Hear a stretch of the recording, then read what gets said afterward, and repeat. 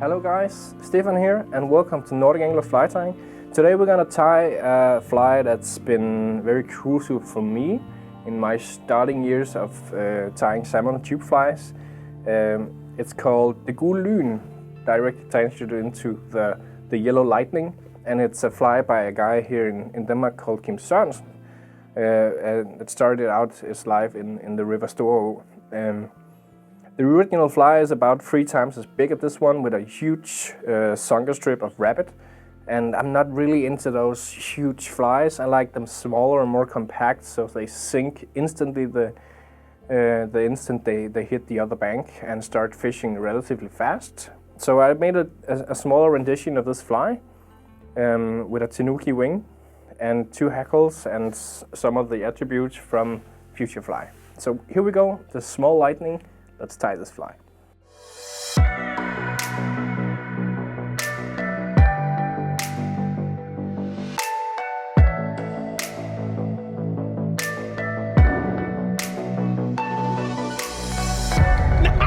Hvor var det fedt, det der!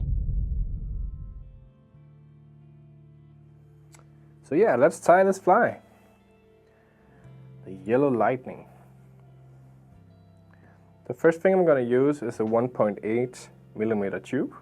This is a Future Fly tube. And I'm going to dress it with one of these attitude tubes from Future Fly as well. I think this is a really neat little way to make a strike point on your fly without having to make a dubbing body on your tube fly. So I think this is a really great and fast way to tie a lot of tube flies. These 2 hackle flies are really good. So I'm just gonna mount this on the tube here. Just burn that little color. And I'm gonna cut off the excess.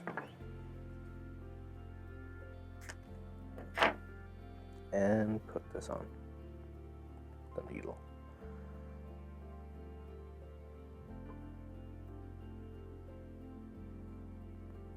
If I can. Did I burn that off?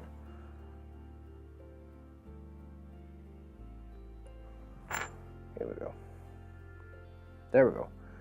First tip when tying tube flies, make sure that your tube is fast and secured, especially when tying on useless tubes, because these are just going to spin around. And we're gonna fasten my thread all the way up against this attitude tube.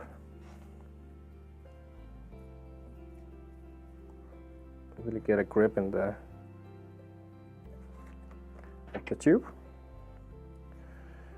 And I'm gonna make a little bit of a strike point, or just a little dubbing ball here, just to lift the remainder of the materials. I'm gonna use some Salmon Supreme in yellow. I really like this combination. There we go. And I'm just gonna tie this on top of each other until I have something I can use. Like so. And in front. So now I have this little color of dubbing down here just to lift up my hackle a little. And speaking of hackle, now we're gonna put in the first one. And this is gonna be an orange hackle. A little more of a burnt orange than a clear orange, but an orange nonetheless.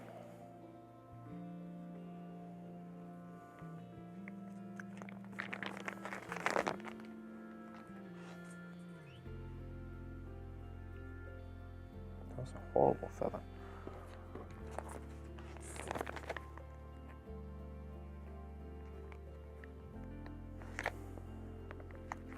There we go. It's just a soft hackle patch. And I want the hackle fibers to just barely reach the end of the fly. So this is a good size here. Striking back the fibers, cutting out a little triangle, tying that in on the side. With the shine of the feather towards yourself, of course. Just gonna plug all this. Like so. Gonna take my hackle clamp here.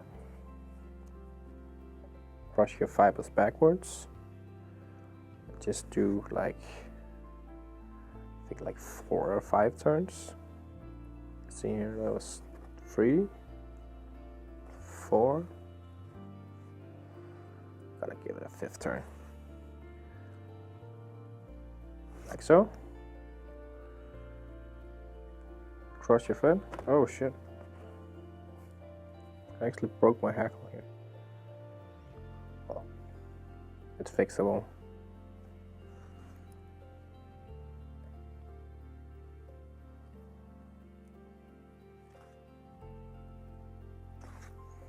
I think I used a little bit too much violence there. Pick off the rest, fold it back and just catch your hackle stem here. Like so. Great. Now we're gonna have to tie in the wing. And this can be used, you can use a lot of different materials for this. I'm gonna use some tanuki because it's very fine in the fibers. It doesn't curl as something like polar fox would do. And it's much less coarse and it's finer fiber. And for these smaller fibers, for these smaller fiber flies that doesn't have a long wing, I think it's much more easy to make something that really suits your fly with these, I guess you can say a little finer tapered hairs. You can see how this just makes instantly a nice little wing for the fly. Maybe a bit too thick, but I can adjust that. So I'm gonna cut off this tiny bundle here, and I'm gonna grab it at the longest end because you can see down here there's a lot of fluff on this.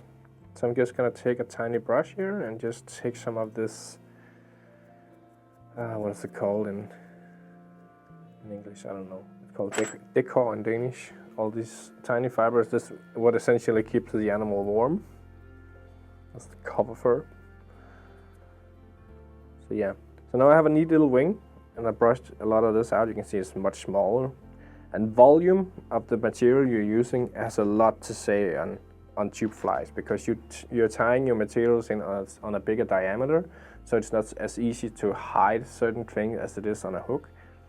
So yeah, for a smaller fly this is a great little fifth. I'm just gonna take this wing and put it on top here. Approximately double the length of the hackle. And I'm gonna take 1, crooked, 1, 2 turns here. Loose turns, just making sure that this is on top. And then I'm gonna tie it down. 1, 2, and pull. And this is where it's really nice to use a GSP thread because this is really strong. If it was a uni thread or something like that and I'll pull like that, I'm just gonna burst the fly out of the thread. So I'm just gonna take this, and I won't cut this with a scissor because if I start cutting this with a scissor, you can almost guarantee that it's not gonna be even. So for these tube flies, I think it's a really neat trick to just take a razor and just be very gentle about this, because if you push too hard, you're actually gonna cut the tube and then you're gonna have a fly that's divided into 2 when you're done, and it's really frustrating. So just place it on as close to the thread as you dare, and just turn your vise around ever so slightly. You can actually feel the difference of texture when going down into the tube and the hairs. So this is just, if you want something nice like this, it's a really good tool for this, but be careful. Now before I do anything else here, I'm just gonna take a smidge of Sabagap, because this is just a lot of fibers that's stacked on top of each other, and eventually you're just gonna be able to pull out this wing if he doesn't secure it or anything. So I'm just gonna take a little bit of Sabagap here, pull everything back, and just make sure that this doesn't go anywhere. Like so. Just gonna put in a little bit of flash here as well. And this is just an angel hair in gold.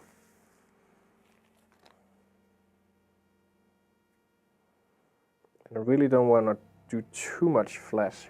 What do I have here? Like 4 or 5, 6 strings, something like that. gonna take this and just distribute it all the way across the wing here. Catch it with a loose thread. Let's just take the rest here and fold back like that.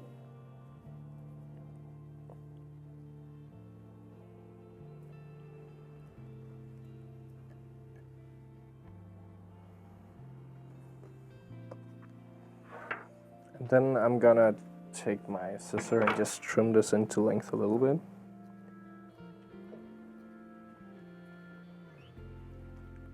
Like so.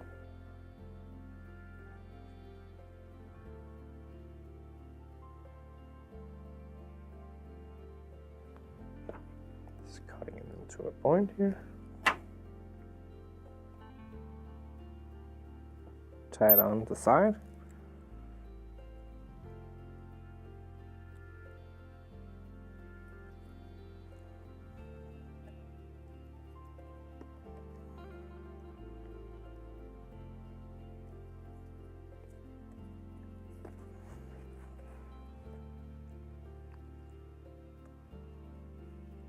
Brushing my fibers back here can really help the alignment of the feathers when you start winding it like that.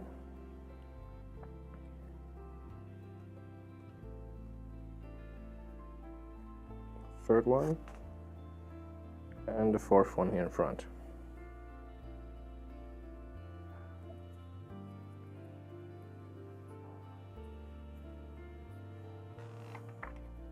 I'm just gonna go in with my scissor here and just cut the stem of the hackle so I can pull everything that's excess out of there. You see that? If you just cut everything over, you're just gonna have a lot of hackle fibers sitting everywhere. And I'm gonna have to tie in some jungle cocks.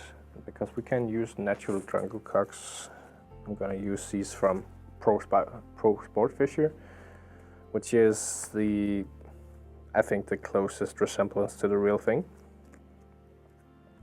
You could just not tie in jungle cocks. I'm sure the salmon is very indifferent about this particular gimmick on salmon flies, but yeah, just follow tradition. I'm just gonna tie these in on the side here.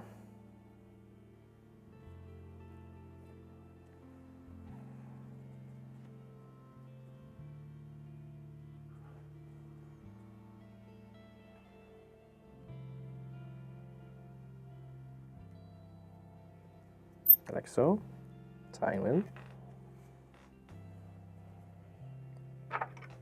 Just gonna take a scissor here and cut off the excess.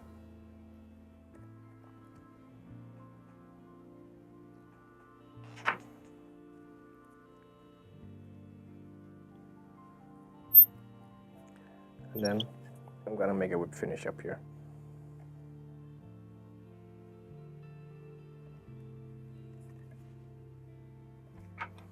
Cut off the thread. I'm just gonna do a little bit because I want a tube, not a tube. I want a cone in front here, just a tiny black one. And you could also finish out with just thread. I just want this a little bit extra weight here. So I'm just gonna take a tiny bit of Sapagat, making sure I don't put anything on the hackle or the wing. Just on the thread here in front.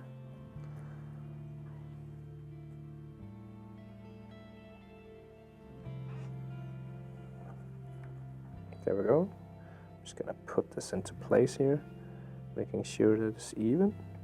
Just gonna push it down. Just holding it there for a few seconds. Contrary to popular belief, Sapagat doesn't dry instantly, so if you just push something in, let it go, it's actually going to work itself out again as it cures. So give it 4 or 5 to 10 seconds and you'll have a much better result. There we go. And I'm just going to put the fly on the point of the vise here. Just going to cut off the excess. And I'm gonna take my lighter, if I can find it. There we go. I'm just gonna burn this color. It's not mine. Where did it go? There. Making sure I don't burn the fibers as well, but just invert this around. There we go. And that's the finished fly. There we go. A small yellow lightning, as small as you saw, kind of easy fly, but a fly that has the right colors for spring fishing, and it's a fly that, as I said, was meant to fish as soon as it hits the water, which is a very important key feature here in Denmark.